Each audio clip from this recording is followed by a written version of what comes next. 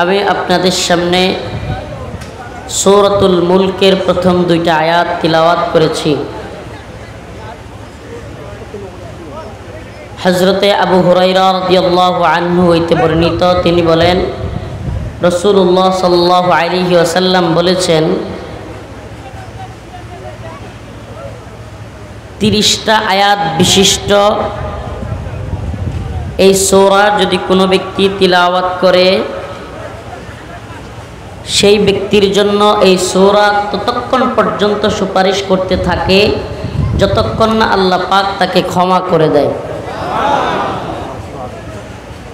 হযরতে আনাস রাদিয়াল্লাহু আনহু হইতে বর্ণিত, তিনি বলেন রাসূলুল্লাহ সাল্লাল্লাহু আলাইহি ওয়াসাল্লাম বলেছেন, সূরাতুল মুলক যে ব্যক্তি তিলাওয়াত করে, পাঠ করে, সূরাতুল মুলক আল্লাহ পাকের সাথে ওই বান্দার ব্যাপারে তর্ক করতে থাকে ক্ষমা করে দেওয়ার জন্য।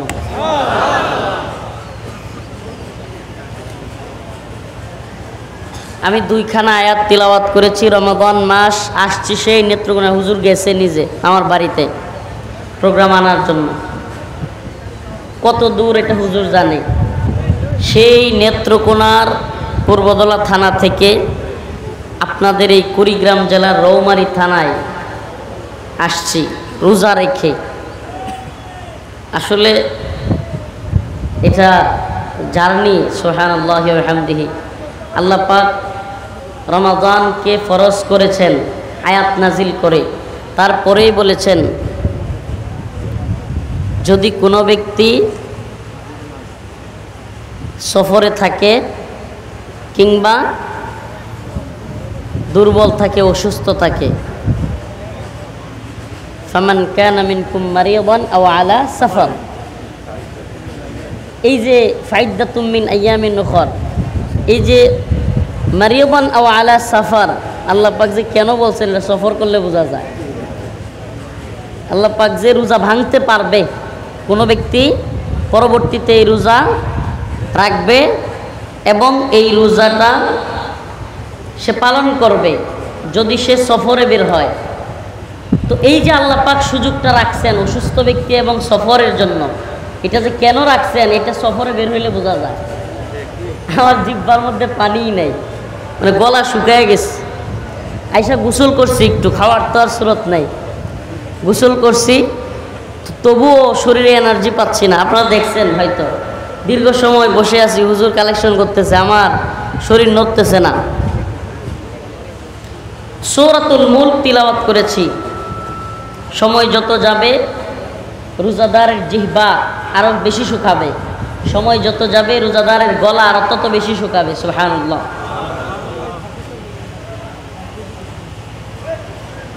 আপনি একটা বিষয় খেয়াল করছেন কিনা, এই যে খাবার, ভাত, পোলাও, মাংস, গোশত, এগুলো যে খাই আমরা, এই খাবারগুলো হালাল না হারাম? হালাল। হালাল না হারাম? হালাল জিনিসটাকে রমজান আসলে আমরা সামনে থাকলেও খাই না। কোন জিনিসটাকে খাই না? হালাল জিনিসটাকে আমরা ত্যাগ করি। কার ভয়ে? আল্লাহর ভয়ে। তাইলে এই রমজানে কি হারামগুলো করব? আল্লাহর ভয়ে হালাল ছেড়ে দেই আমরা। খাবারগুলো, ভাতগুলো, এগুলো কি হালাল না হারাম? হালাল। হালাল জিনিস আল্লাহর ভয়ে আমরা কি করি? ছেড়ে দেই। তাইলে সিনেমা দেখা হারাম, মহিলাদের সাথে, বেগানা নারীদের সাথে আড্ডা দেওয়া, ফোনে কথা বলা হারাম না হালাল? আরে যে ব্যক্তি হালাল জিনিস আল্লাহর ভয়ে রমজানের রোজা রাখার কারণে ছেড়ে দিচ্ছে, সে ব্যক্তিকে হারাম কাজ করতে পারে? তা আমরা তো অবস্থা এমন হয়েছে যে রমজানের রোজা রাখি, হালাল ছেড়ে দেয় আল্লাহর ভয়ে, অথচ হারামকে গ্রহণ করি। আস্তাগফিরুল্লাহ। আমি সূরাতুল মুলক তিলাওয়াত করেছি। ওই ক্ষমতাওয়ালাকে পরিচয় করাইয়া দেওয়া দরকার। আজ আমরা দুনিয়ার বাহ্যিক ক্ষমতাদেরকে ভয় পাওয়া শুরু করছি। এই দুনিয়ার সবচেয়ে বড় ক্ষমতাধর ব্যক্তিরাও ডায়রিয়া হইলে, পাতলা পায়খানা হইলে বিছানা থেকে উঠতে পারবে? আরে যেগুলো ডায়রিয়া হলে, পাতলা পায়খানা হলে বিছানা থেকে উঠতে পারবে না, এরা কি ক্ষমতাধর নাকি আমার মহান রব যার ক্ষমতার শেষ নাই তিনিই ক্ষমতার মালিক? আমাকে বলেন, বর্তমান পৃথিবীর সবচাইতে ক্ষমতাধর কয়েকটা রাষ্ট্রের নাম হলো, একটা বলতে পারেন আমেরিকা, একটা চীন, একটা রাশিয়া। আমেরিকার প্রেসিডেন্ট, বর্তমান প্রেসিডেন্ট জো বাইডেন।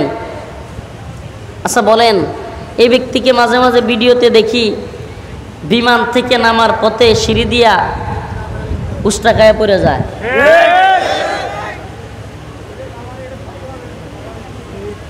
প্রিয় ভাইরা আমার, কথাগুলো বলবার উদ্দেশ্য হলো ওই ক্ষমতাধর মালিক যার হুকুমে কুল কায়নাত সব কিছু চলে, যিনি হুকুম করলে সব হয়ে যায়, যার হুকুমতের উপরে সব কিছু বিদ্যমান।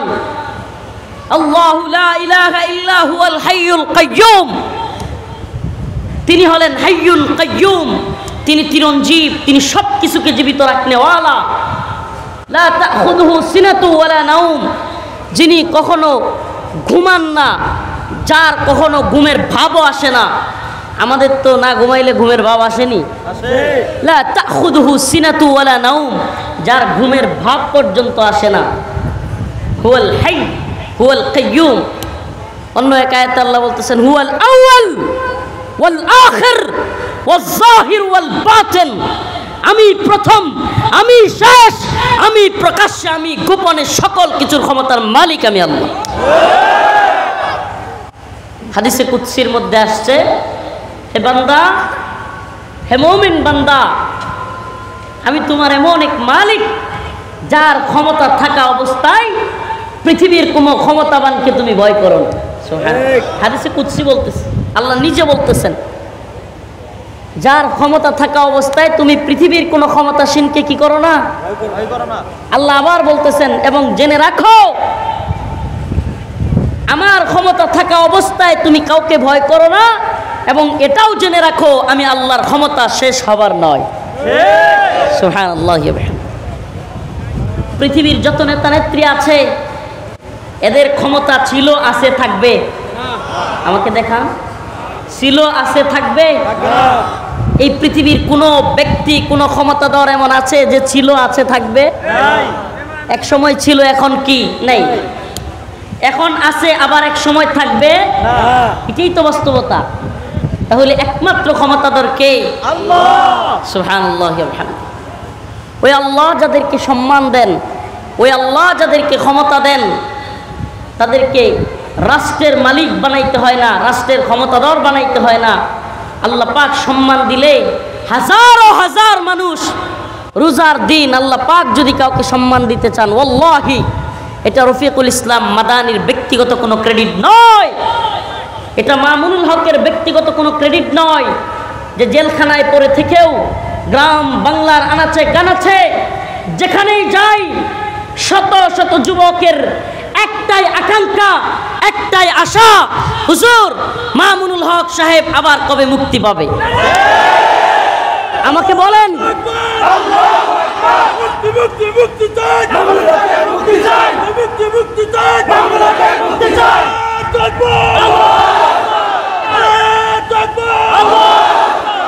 জেলে নিয়ে গিয়েও কি আলেমদের সম্মান কমানো গেছে?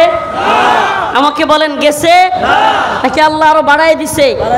ওয়াল্লাহি বাংলাদেশের এমন কোন মাহফিলে যাই নাই যেখানে আওয়াজ নাই যে মামুনুল হকের মুক্তি চাই। আব্দুল্লাহ ইবনে মুবারকের একটা ঘটনা আমার খুব মনে পড়ে যায়।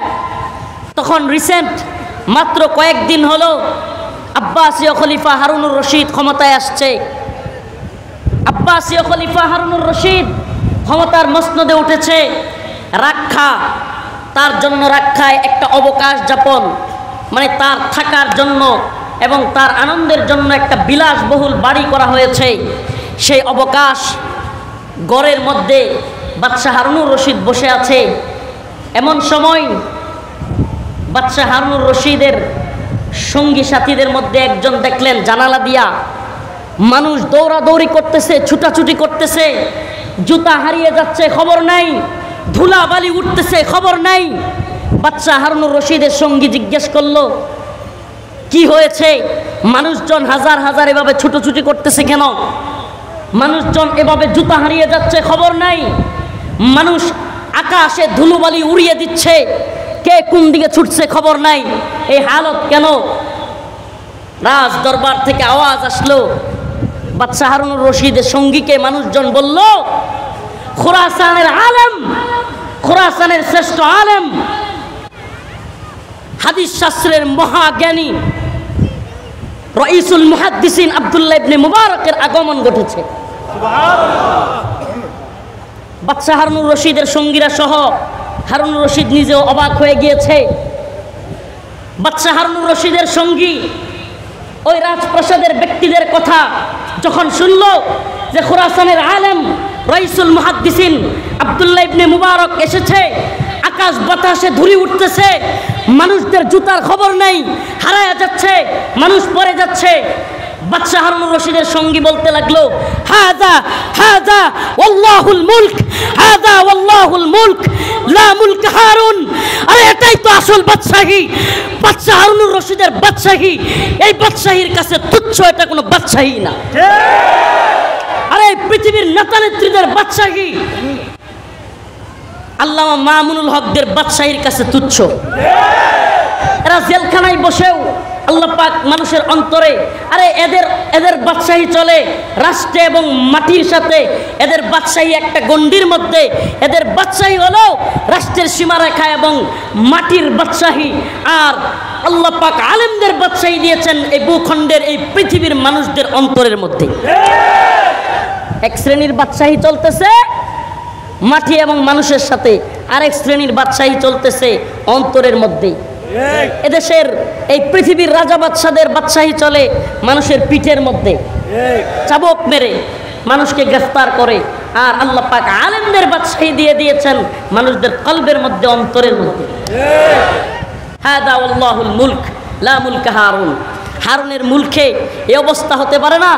আরে এক বাদশা পুলিশ ছাড়া অচল, আর এক বাদশা আলেম বাদশা যারা মানুষের অন্তরে বাদশাহী করে, তাদের বাদশাহীতে পুলিশ নিষিদ্ধ।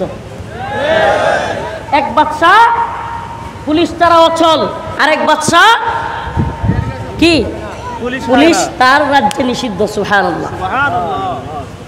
তো ওই ক্ষমতাবান মালিক যদি কাউকে ক্ষমতার মালিক বানাতে চায়, তাহলে বাদশাহী দেওয়ার দরকার পড়ে লা মুলক হারুন। সুবহানাল্লাহ। তো এই জন্য বলি, সমস্ত ক্ষমতার মালিক কে? আল্লাহ। আরো জোরে আওয়াজ করে বলেন, তাবারাকাল্লাযী বিয়াদিহিল মুলক ওয়া হুয়া আলা কুল্লি শাইইন কাদির। আল্লাহ। তাবারাকাল্লাযী বিয়াদিহিল মুলক ওয়া হুয়া আলা কুল্লি শাইইন কাদির। সুবহানাল্লাহ। তাবারাকাল্লাযী, তিনি তো সেই মহিমান্বিত প্রভু, বিয়াদিহিল মুলক, যার ক্ষমতার অধীনে সকল ক্ষমতা। সুবহানাল্লাহ। সমস্ত বাদশাহী কার? আল্লাহ। আল্লাযী খালাকাল মাউতা ওয়াল হায়াত। কত আয়াত! সুবহানাল্লাহ। আল্লাহ পাক তার বরত্বের, আল্লাহ পাক এক জায়গায় বলতেছেন, কুলিল্লাহুম্মা মালিকাল মুলক, কুলিল্লাহুম্মা মালিকাল মুলক। সুবহানাল্লাহ।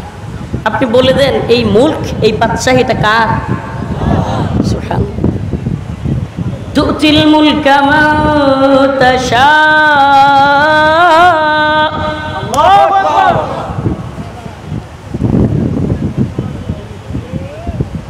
এই মালিকের উপরে যারা বিশ্বাস করে, এরা জানে যে আল্লাহ চাইলেই ক্ষমতা দিতে পারে, আল্লাহ চাইলেই ক্ষমতা নিতে পারে।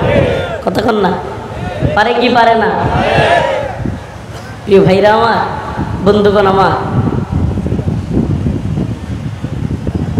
মোল্লা ওমর রাহিমাহুল্লাহর নাম শুনছেন? নাম শুনছেন? এই আফগান বিজয়ের মহানায়ক এবং আফগান জাতি, তালেবান জাতি যার হাত ধরে গড়ে উঠেছে, মোল্লা ওমর রাহিমাহুল্লাহর কাছে বুশ, জর্জ ডাব্লিউ বুশ প্রস্তাব পাঠাইছিল, তুমি উসামাকে দিয়ে দাও, না হলে তোমার আফগানিস্তান মাটির সাথে মিশাইয়া দিব। তো একদল আলেমরাও মোল্লা ওমর রহিমাহুল্লাহকে বুঝাইতে গেছিল, মোল্লা দিয়ে দাও উসামারে, না হলে সর্বনাশ হয়ে যাবে। জর্জ ডাব্লিউ বুশ একেবারে আফগানকে মাটির সাথে মিশাইয়া দিবে, হুমকি দিয়েছিল। জর্জ বুশের ওই হুমকির পর, একদল আলেমদের বুঝানোর পর মোল্লা ওমর রাহিমাহুল্লাহ বলেছিলেন, আমিও দেখবার চাই আমার রবের ওয়াদা সত্য নাকি জর্জ ডাব্লিউ বুশের ওয়াদা সত্য হয়। সেই কালজয়ী কথা যে আমার রবের ওয়াদা সত্য নাকি জর্জ ডাব্লিউ বুশের ওয়াদা সত্য। সুবহানাল্লাহি ওয়া বিহামদিহি। ও মোল্লা ওমর রাহিমাহুল্লাহ, আপনি দেখে যাইতে পারেন নাই, আপনি দেখে যাইতে পারেন নাই আজ 2024-এ দাঁড়িয়ে আপনার অনুজরা, আপনার প্রজন্মের সন্তানেরা ঠিকই দেখায়া দিছে জর্জ ডাব্লিউ বুশের ওয়াদা মিথ্যা, আপনার রবের ওয়াদাই সত্য। জর্জ ডাব্লিউ বুশের দম্ভ অহংকার রব্বে কাবা চূর্ণ বিচূর্ণ করে আল্লাহ পাক তালেবান জাতিকে বিজয়ী করে দেখায়া দিয়েছেন যে মালিক চাইলে সব পারে।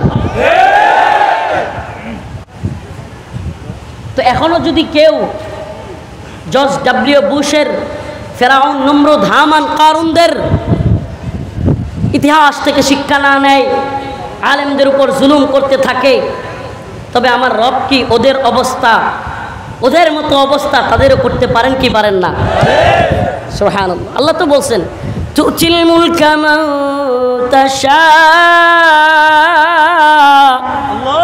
আমি যাকে চাই তাকেই ক্ষমতা দান করি। ওয়া তানজিউল মুলকা মিম্মান তাশা, আমি যার থেকে মন চায় ক্ষমতা কেড়ে নেই। সুবহানাল্লাহ, সুবহানাল্লাহ। এই উপজেলা চেয়ারম্যানের নির্বাচন আসছে, আমি একটা ছোট্ট ঘটনা বলি আপনাদেরকে। আমার নিজের থানার উপজেলা চেয়ারম্যান খুব ক্ষমতাবান ছিল এক সময়, যখন ক্ষমতা চলে গেছে, একেবারে চাক্ষুষ প্রমাণিত ঘটনা, থানার মধ্যে উঠছে, নাম নিচ্ছি না যেহেতু ইউটিউবাররা আছে, থানার মধ্যে নিজের বাসার সামনে এক রিক্সাওয়ালারে ডাক দিছে, হয়তো কোথাও যাবে। রিক্সাওয়ালা কয়, না আমার ভাড়া আছে, জানগা আপনি অন্য রিক্সা দিয়া। কি কয় দেখছেন আপনারা? ওইটাও দেখছেন কিনা? ওই যে একটা পাগলা ছিল আমেরিকার প্রেসিডেন্ট ডোনাল্ড ট্রাম্প, দেখছিলেন না? তো ওরে দেখলাম ক্ষমতা যাওয়ার পরে, ও তো বিশাল ক্ষমতার মালিক ছিল, মানে সে মনে হয় এই ধ্বংস করে ফেললে ওই দেশকে ধ্বংস করে ফেললে, এমন একটা অবস্থান ছিল। ক্ষমতা থেকে যাওয়ার পরে কোলাপানে দেখলাম এডিট করে একটা এরকম একটা পাতিলের মধ্যে বসায়া নদীতে ছাইরে দিছে, আর গজল লাগাই দিছে, আমারও ছিল সব একদিন, আজ আমার নেই কিছু নেই। দেখছেন না ভিডিওটা? তো বাস্তবতা কি? এই দুনিয়ার ক্ষমতার ওয়ালারা, এই দুনিয়ার ক্ষমতা শেষ হওয়ার সাথে সাথে লাঞ্ছনা শুরু।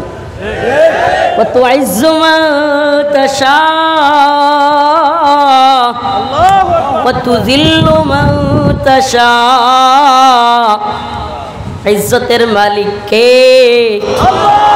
আমগর ক্ষমতা আবার যায় না, আলহামদুলিল্লাহ।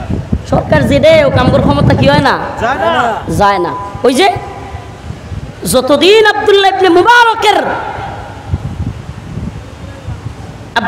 মুবারক যে রবের কথা বলেছেন, যে সুন্নাহর কথা বলেছেন, যে কোরআন হাদিসের কথা বলেছেন, যতদিন ওই পথে ওই মতে থাকবো, যতদিন আল্লাহ এবং তার রাসূলের সাহাবায়ে কেরামের পথে থাকবো, ততদিন ক্ষমতা কার হাতে গেল না গেল আমগার দেখবার টাইম নেই। আল্লাহ রাব্বুল আলামিন পৃথিবীর ক্ষমতাধরদেরকে ক্ষমতা দেন, আবার ক্ষমতা হট করে নিয়ে যান। এটা আমাদের চোখের সামনে সব কিছু আমরা দেখতেছি, বর্তমান ভবিষ্যৎ এগুলো সব আমাদের চোখের সামনে, অতীতগুলো আমাদের চোখের সামনে আমরা দেখতেছি। পৃথিবীর ক্ষমতাসীনরা যখন ক্ষমতা হারায় এদের লাঞ্ছনা অবমাননার শেষ থাকে না। আর আল্লাহ পাক যাদেরকে সম্মানিত করেন, তাফসীর জগতের একজন আলেম মুফাসসির আল্লামা জুবায়ের আনসারী রহমাতুল্লাহ আলাইহি, আপনি বলেন জুবায়ের আনসারী রহমাতুল্লাহ আলাইহি মারা যাওয়ার পরে কি পরিমাণ লোক হয়েছে জানা যায়? এটা শুধু জুবায়ের আনসারী রহমাতুল্লাহ আলাইহি নয়, আমি নিজে সাক্ষী। আল্লামা নূর হোসেন কাসেমী রহমাতুল্লাহ আলাইহি আমার প্রিয় উস্তাদ, বাড়িদারা মাদ্রাসার প্রিন্সিপাল। ঢাকার বাইতুল মুকাররমে নামাজ হয়েছে, ঢাকার বাইতুল মুকাররম থেকে কাকরাইল মোড়, ওইদিকে নাইটেঙ্গেল মোড় সব ভরে গেছে জানা যায়। বাইতুল মুকাররমের এত বড় মসজিদ তো ভরছেই। প্রিয় ভাইরা আমার, তার মানে বোঝা গেল আল্লাহ পাক যাদেরকে সম্মান দেন মরার পরেও এরা সম্মানিত হয়। কথা বলে। এমন অনেক নেতার নাম বলতে পারবো, একটা নেতার নাম বলেই ফেলি, সৈয়দ আশরাফ। নাম কি? দম্ভ আর অহংকার নিয়ে কথা বলতো। এই সৈয়দ আশরাফ যখন মারা গেল এর পরের বছর ঠিক ওই দিন মৃত্যুবার্ষিকীতে সাংবাদিকরা তাকে যেখানে মাটি দেওয়া হয়েছে সেই গুরুস্থানের পাশে গিয়ে সাংবাদিকরা বসে আছে, ভাবছে অনেক বড় বড় নেতারা আসবে, ওখানে বক্তব্য দিবে, ওইটা ভিডিও করে চ্যানেলে প্রচার করবে। আল্লাহর কি কুদরত, প্রমাণ ভিডিওগুলো এখনো আছে। সৈয়দ আশরাফের কবরের পাশে কোনো নেতা যায় নাই। আমাকে বলেন, এত বড় একটা দলের সেক্রেটারি, এত বড় নেতা, এত বড় মন্ত্রী, অথচ মৃত্যুবার্ষিকীর পরের বছর সাংবাদিকরা বসে আছে, বড় বড় নেতারা আসবে, কেউ নাই।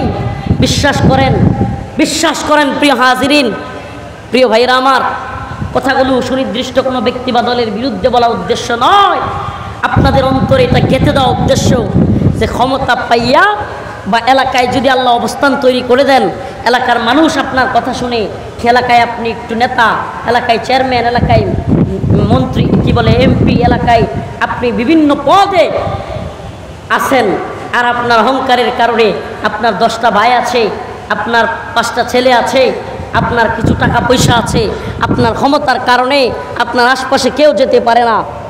আপনাকে বোঝানো উদ্দেশ্য, ভাই আপনি ক্ষমতা হারা হলে আপনি কোনোদিন আপনার পা খাদে পড়লে আপনার চাইতে লাঞ্ছিত পৃথিবীর কেউ থাকবে না।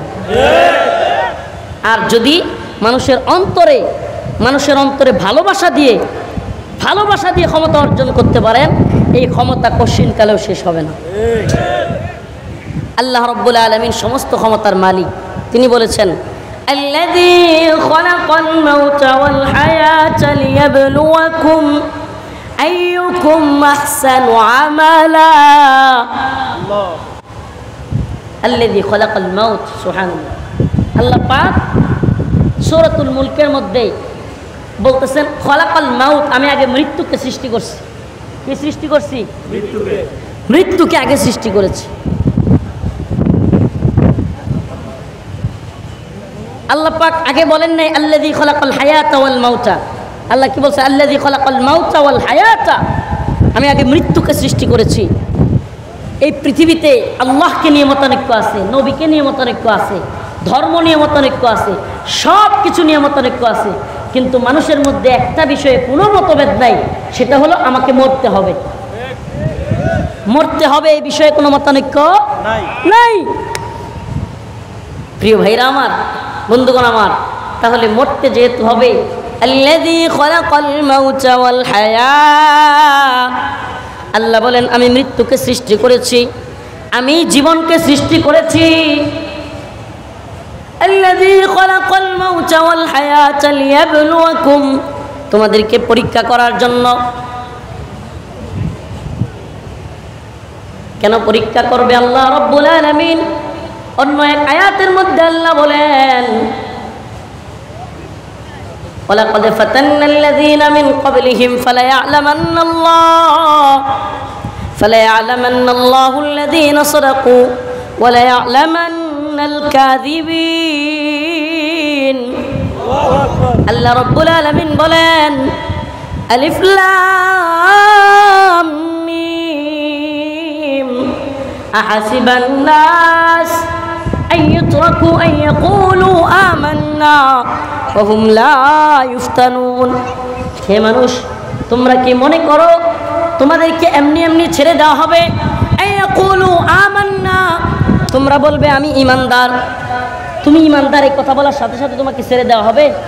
ওয়া হুম লা ইফতানুন, পরীক্ষা করা হবে না? আল্লাহ বলেন ওয়ালাকাদ ফাতান্নাল্লাযীনা মিন ক্বাবলিহিম, তোমাদের পূর্ববর্তীদেরকেও পরীক্ষা করা হয়েছিল। কেন? ফালায়ালামান্নাল্লাহুল্লাযীনা সাদাকু ওয়া লায়ালামান্নাল কাযিবিন। কেন পরীক্ষা করা হয়েছে? আল্লাহ পাক জানতে চান যে আমরা যে বলি আমান্না আমান্না আমি ঈমানদার, এই কথার ব্যাপারে কে সত্যবাদী। ফালায়ালামান্নাল্লাহুল্লাযীনা সাদাকু ওয়া লায়ালামান্নাল কাযিবিন, এবং কে মিথ্যাবাদী। গলা শুকিয়ে গেছে, শরীরের অবস্থাও ভালো না। দোয়া চাই সকলের কাছে, খাস করে দোয়া করবেন। ডুব গিলতে পারতেছি না, মাথাও কিছুটা ঘোরাইতেছে, আমার জন্য খাস করে দোয়া করবেন তো ইনশাআল্লাহ। আর একটা কথা, সামনে ঈদ আসতেছে, দেখতে দেখতে 6টা ঈদ চলে যাচ্ছে। কয়টা? 7টা হয়ে যাবে এই রমজানে। শেখুল হাদিসের সন্তান আল্লামা মামুনুল হক এখনো কারাগারে। ও প্রিয় ভাইরা, রৌমারী কুড়িগ্রামের মুসলমান, আপনাদেরকে বলে যাই, আওয়াজটা আমাদেরকে জোরালো করতে হবে, ভুলে যায়েন না। আমরা এই আওয়াজটাকে এত বেশি জোর করতে চাই, বাংলার আকাশ বাতাস কাঁপিয়ে দিয়ে একটা আওয়াজ তুলতে চাই। এই ঈদের আগে অবশ্যই আল্লামা মামুনুল হককে মুক্তি দিতে হবে।